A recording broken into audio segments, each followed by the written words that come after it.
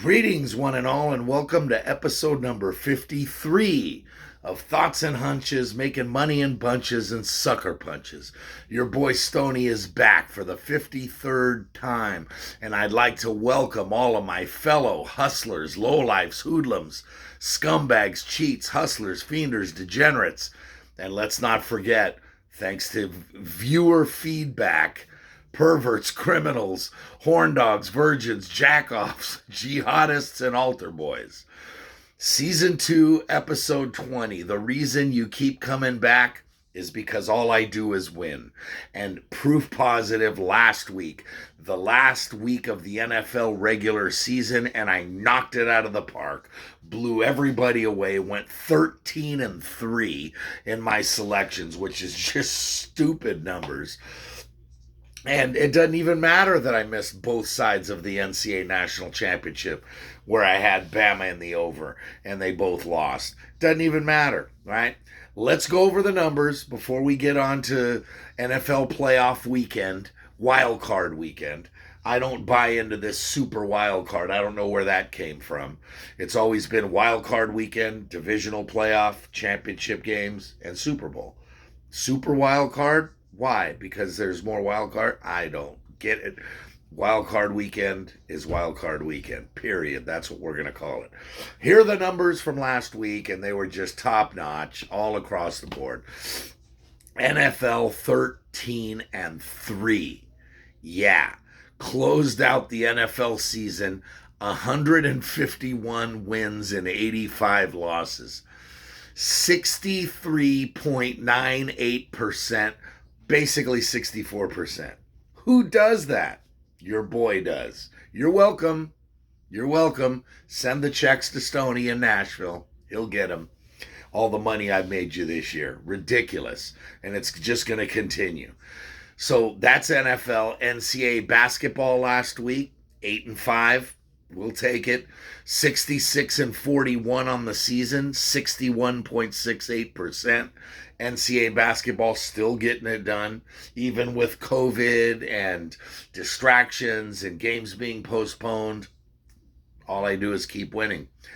Bowls, I went 0-2. What are you going to do? Closed out the bowl season 45-27. That's 62.5%. Nobody hits above like 55 in the bowl season. But here I am, 62.5%. And add it all up, and it comes out to a 21-10 week last week. Yep, that's good for 67.7%. 67%. Yep. I did my broadcast last week from my cousin's house back in California. Maybe it was some home cooking and being back home and drinking my margarita while I was giving out my picks. They got me so hot, but 21-10, please, come on. Who does that? Your boy. For 67% on the week, that puts us, here are the overall total numbers on the season since week 1 of season 2. 399 wins. We're going to get past 400 this week. 399 wins, 253 losses, 2 pushes. That's good for 61.2%. Yep, I dare anybody to give you 30, 40 picks a week and still hit over 60%. I challenge everybody, anybody, bring it on. Bring it on. Let's do it. Anyway, those are the numbers. The numbers are staggering. We're just going to keep getting better, and there's no reason to believe otherwise.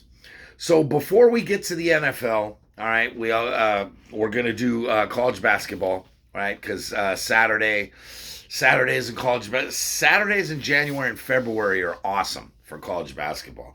They're just filled to the brim with games all the way up and down the board. So a lot of games. We're going to go pretty quick, and then we're going to slow down and spend some time on the NFL wild card weekend without the word super in it, because there's nothing super about it. It's just wild card weekend.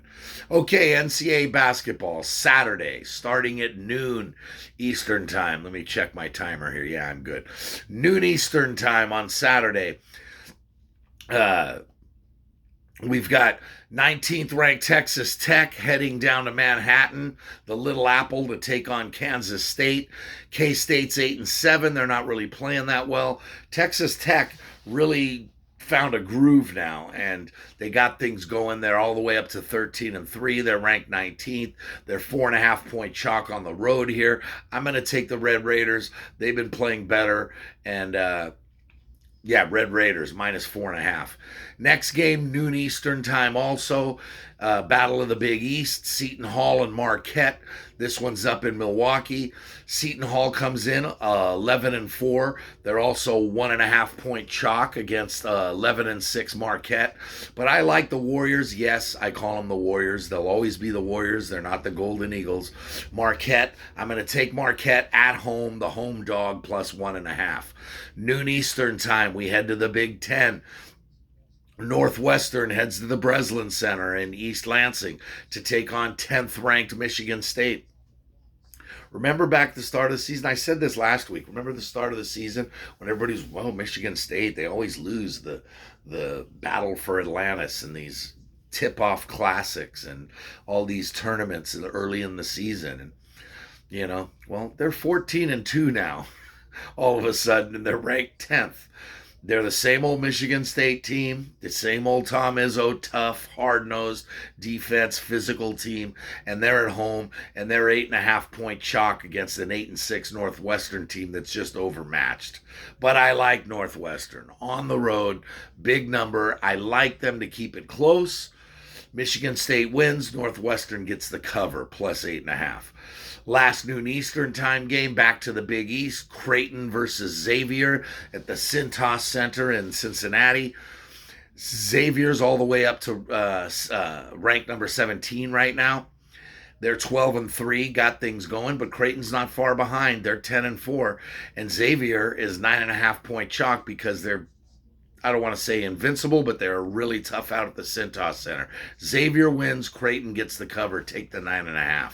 1 p.m. Eastern time, huge SEC matchup, especially down here. Tennessee heads up to Lexington to take on UK. Kentucky is 18th. Tennessee's 22nd. You got two ranked SEC teams. Kentucky's 13-3. Tennessee's 11-4. Kentucky's 5.5-point chalk. Again, I'm going to go with the road dog, and I'm going to take the Vols +5.5 in Lexington. 2 p.m. Eastern time. Texas versus Iowa State in a Big 12 matchup. Again, two ranked teams here. This is in the Big 12. Iowa State is at home, 13-3 and ranked 15th. They take on Texas, who's also 13-3 and ranked 21st. Texas had a bit of a struggle last week. They lost 2 games last week, but Chris Beard is still the man. I like Texas here. I'm going to lay 1.5, even though Iowa State's red hot and Texas needs to kind of come out of their funk. This is the perfect opportunity against a ranked team on the road for Texas to get it done. I like the Horns. Hook 'em, -1.5. 2 p.m. Eastern time, still in the Big 12. When you say Big 12, you can't say Big 12 without Kansas. KU's ranked 9th, 13-2. Ho-hum, what else is new? Bill Self. They don't rebuild, they just reload. They're 11.5-point chalk at home at Rock Chalk Jayhawk Fieldhouse. Allen Fieldhouse in Lawrence. And West Virginia comes to town, and I love me some Huggy. Huggy has West Virginia 13-2, but Kansas is 11.5-point favorite. That's too big of a number. Huggy, and I don't care who Huggy's playing. 11.5 is too big of a number. I'm going to take West Virginia and the points. KU wins, West Virginia covers.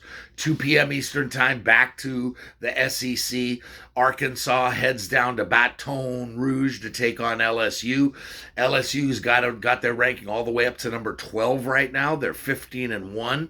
Arkansas is playing their next couple games without Eric Musselman, their head coach, who's in COVID protocol. But Arkansas is still 11-5 and still loaded. But the number is a little bloated to me. LSU's 7.5-point chalk. That's just too much for me. Am I going to take the Tigers? No. No Tigers. Go Arkansas, +7.5. LSU wins, Arkansas covers. 3:30 p.m. staying in the SEC.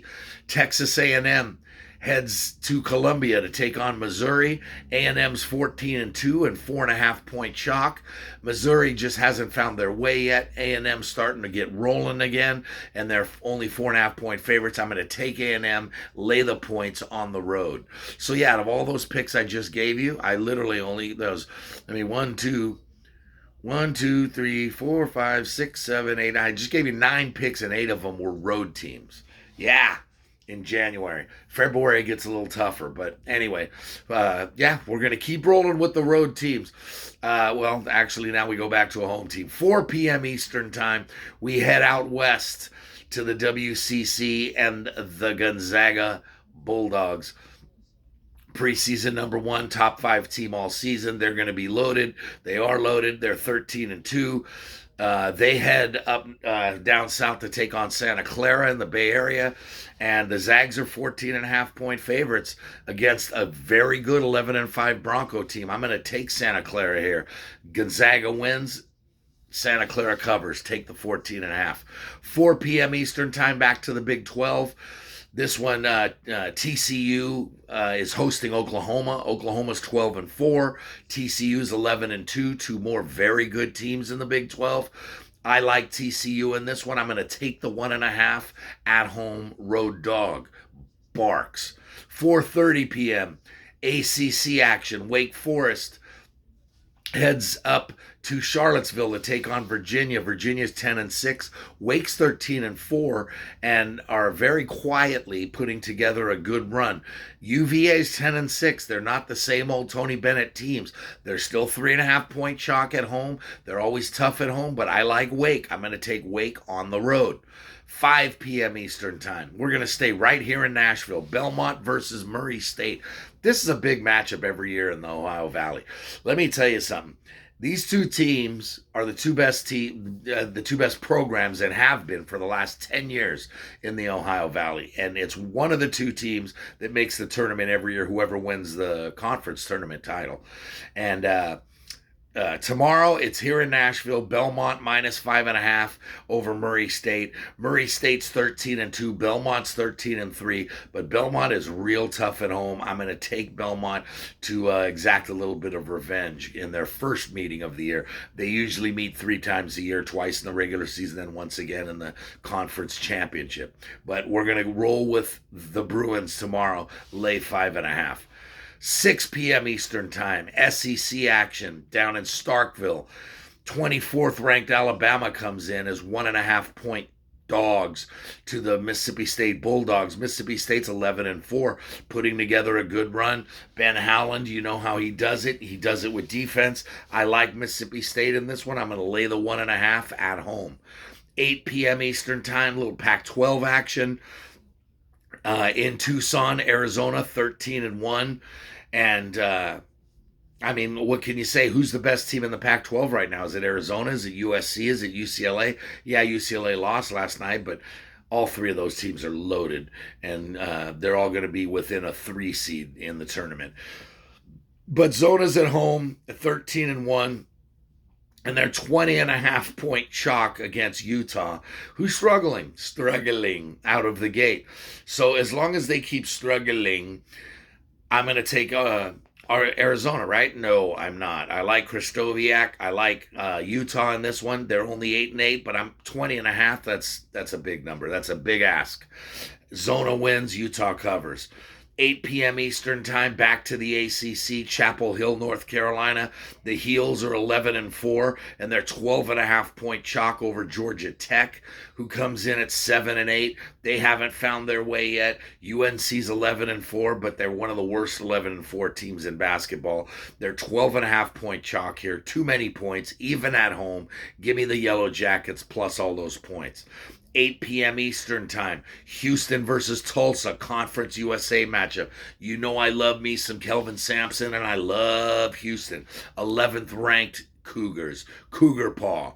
The Houston's 14-2. but they head up to Tulsa to take on the Golden Hurricane, who are 6-8 and 10.5 point dogs. I'm going to take the home dog in this one. I like Tulsa plus the 10.5. 8:30 p.m. back to the SEC. Good matchup here. I think it's going to turn into a good matchup. Fourth ranked Auburn is 15-1, and the class of the SEC right now, right? But there's still Kentucky, there's LSU, there's Arkansas, there's Tennessee, there's very, very deep conference this year for the SEC. But Auburn right now is the team to beat. They're 15-1. They're 9.5 point favorites as they head to Oxford to take on Ole Miss. I like Ole Miss in this spot. Home dog plus 9.5. 11 p.m. Eastern time. Back to the WCC. USF versus BYU. This is a very good matchup. BYU comes in to the Hilltop in San Francisco as 4.5 point favorites with their 14-4 record. But USF, everybody's discounting them. They're 12-5. They're playing really good ball, and they're 4.5 point chalk. I'm going to take USF here. Well, it looks like a trap door, but I'm going to play right against it. Everybody's going to take BYU, and they're going to lose. Take the Dons on the Hilltop minus 4.5. That one's for you, Big George. And finally, the ever famous Degenerate Special. Last week didn't work out so well for us. The week before it got canceled, which kind of ruined our 7-week winning streak with the Degenerate Special. Well, we got to bounce back strong. So 11 p.m. we go back to the Pac-12, and Oregon heads down to USC, the Galen Center, to take on the Trojans. Oregon's 10-6, but they just beat UCLA last night. Can they pull off the LA two-step against two top 5 teams? I doubt it. USC is 14-1, ranked 5th, their highest ranking. They got it going on right now. They look invincible. USC wins, but give me Oregon in the 6.5 to sneak through that back door. There is a later game. There's a midnight Eastern game with San Diego and Hawaii, but at the time I'm filming this, there is no line on it. So we're going to have to go with Oregon USC as the Degenerate Special. So there you go. How you like them beans? 19 college basketball plays for that ass. All right. Now we move on. NFL. Here we go. Wild card weekend. Yes, I said wild card weekend. Starting Saturday, tomorrow, 4:30 p.m. in the Queen City of Cincinnati. The Cincinnati Bengals minus 5.5 versus the Raiders. Las Vegas comes in, winners of 4 straight and a 10-7 record. Cincinnati winners of 3 straight and a 10-7 record. They lost to Cleveland last week in a game that was meaningless to them because they'd already wrapped up the AFC North. They did meet back in November, the week before Thanksgiving. Cincinnati went to Las Vegas to take on the Raiders, and Cincinnati left with a 32-13 blowout. In that game, Joe Mixon went off, 123 yards and 2 touchdowns, and the Raiders just couldn't seem to slow him down. The points per game, Cincinnati scores 27, allows 22. The Raiders score 22 and allow 26. But that's misleading because the Raiders defense came together at the end of the season and really started to play a lot better. David Carr, 4,800 yards, 23 touchdowns, 14 interceptions. The numbers are staggering, right? Mike Renfro, 1,000 yards receiving and 9 touchdowns. You compare David Carr to Joe Burrow, everyone's going to take Burrow, right? Burrow had the better year. Well, did he? Carr's numbers are much better. Burrow threw for 4,600, 34 touchdowns, 14 interceptions, right? But he's throwing to Jamar Chase, who had 1,450 yards and 13 touchdowns. And Cincinnati's defense exploded down the stretch in the last 4 or 5 weeks of the season and started putting up big numbers. I don't see how the Raiders can keep up.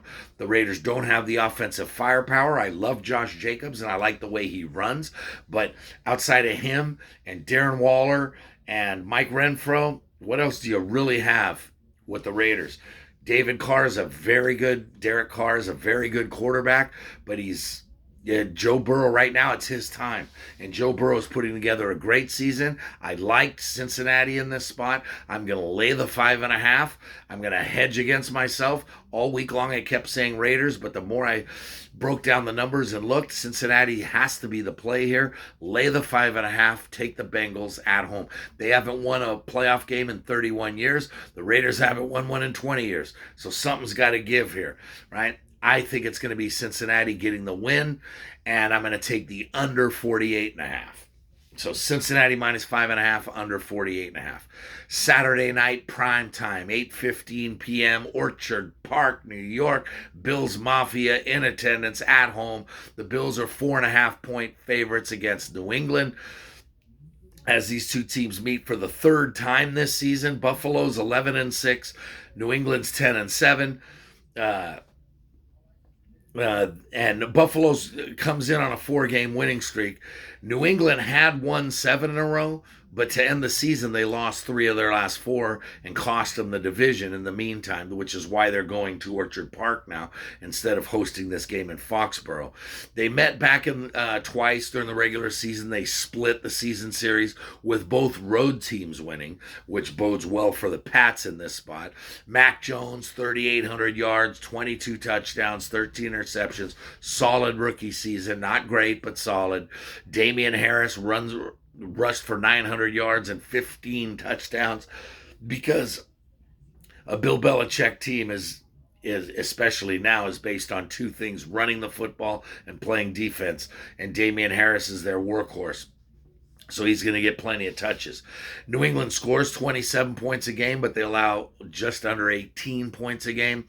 Buffalo, on the other hand, Josh Allen, 4,400 yards, 36 touchdowns, 15 interceptions.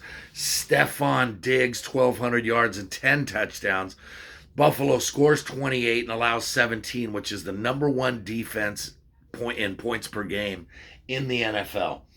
It's pretty crazy. Buffalo's defense. Yeah, when you think of Buffalo, Josh Allen is the face of the franchise. But Buffalo's defense is no joke. Don't sleep on him. This one's going to be a low-scoring game, but I like Buffalo. Lay the 4.5. I'm going to take both favorites on Saturday.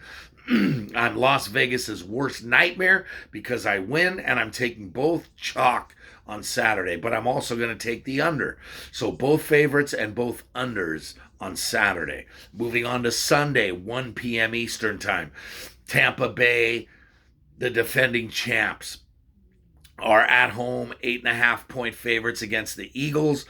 The Bucs finished at 13-4 on the season. The Eagles finished at 9-8 and snuck in and had nothing to play for the last week of the season. But they did win 4 in a row before losing to Dallas in the last game of the season, where nobody really played, and Dallas hung 50 on them. Tampa Bay, on the other hand, scores 30, allows 20. They're machine-like.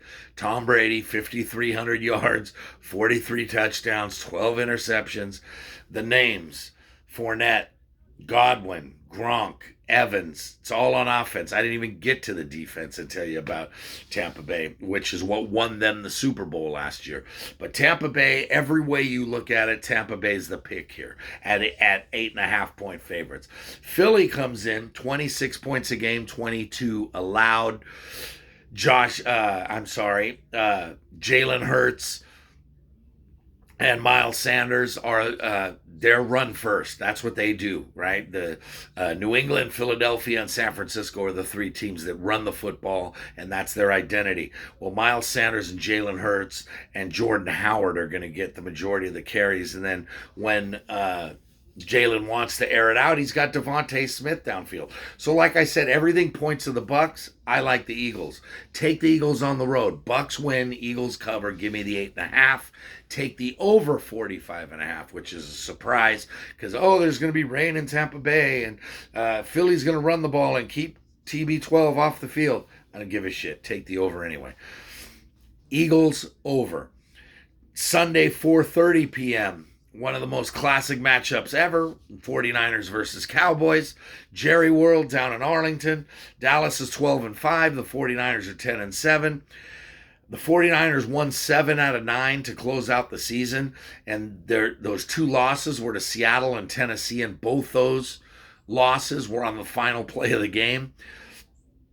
Dallas, on the other hand, won 5 out of 6 to close out the season, but they did lose 3 out of 4 in November, which left some questions about Dak's tired elbow or tired shoulder, and Dak is having an off year. No. Dak's fine. Dak puts up numbers. You want to talk about names? How about this? Dak, Zeke, CD, Micah, Leighton, Quandre. Those are all names just from Dallas. On the 49ers side, you got Jimmy G, you got Elijah, you got Debo, you got Kittle, you got Bosa, you got Warner. Star power in Big D. These teams are meeting for the 8th time in their history in the postseason. Dallas has won 6, the Niners have won 2. I like the Niners here. Cowboys are 3-point favorites. I'm going to take the Niners. I think they're going to run the ball effectively. Yeah, Dallas can score, and Dallas can score quickly, but the 49ers are going to run, and keep Dallas off the keep Dak off the field. So I like the Niners +3. You want to take a flyer and take them on the money line? Why not? This is a good shot. I think the 49ers have the best chance of all the underdogs to actually pull one out this weekend. Give me the Niners +3 and under 50.5 as the 49er offense controls the clock. Sunday evening, 8:15 p.m. This one's got blowout written all over it. Pittsburgh heads to Kansas City. The Steelers are 9-7-1. And we all lived through the Sunday night horror of possibly a tie that would have cost the Steelers a shot at the playoffs. It was just a mess.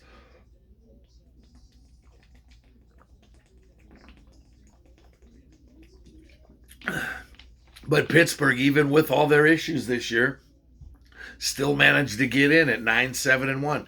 The Chiefs, what do you got to say about the Chiefs? The Chiefs come in winners of 9 out of 10, right? The Chiefs score 28 points a game, allow 21. Pittsburgh, just like the Raiders, score 20, allow 23. They allow more than they score. Pittsburgh's not a big time offense. Patrick Mahomes, 4,800 yards, 37 touchdowns, 13 picks. A lot of picks, high number of picks for him. Big Ben, on the other hand, 3,700 yards, 22 touchdowns, 10 picks.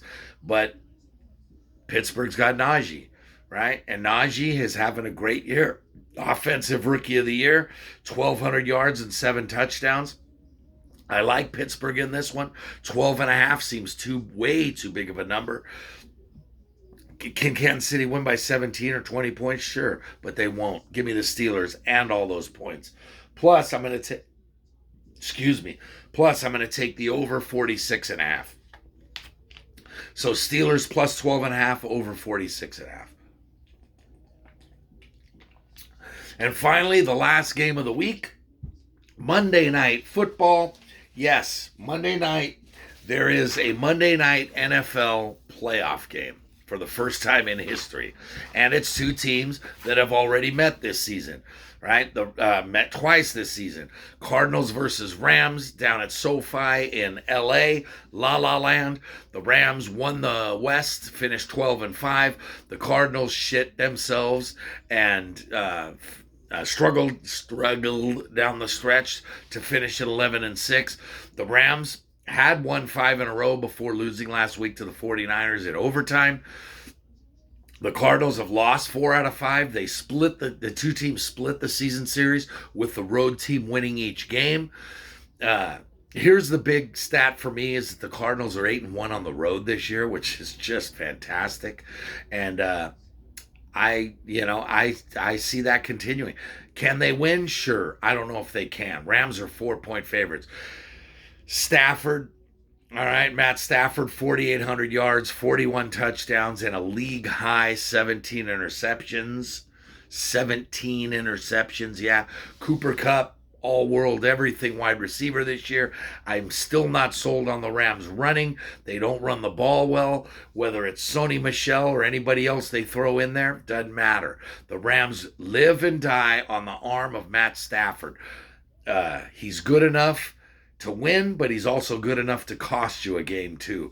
Kyler Murray, on the other hand, was an MVP candidate after 10 weeks and then just kind of fell flat the last month of the season, but still managed 3,700 yards passing, 24 touchdowns, 10 interceptions, and that doesn't even count everything that he does with his legs.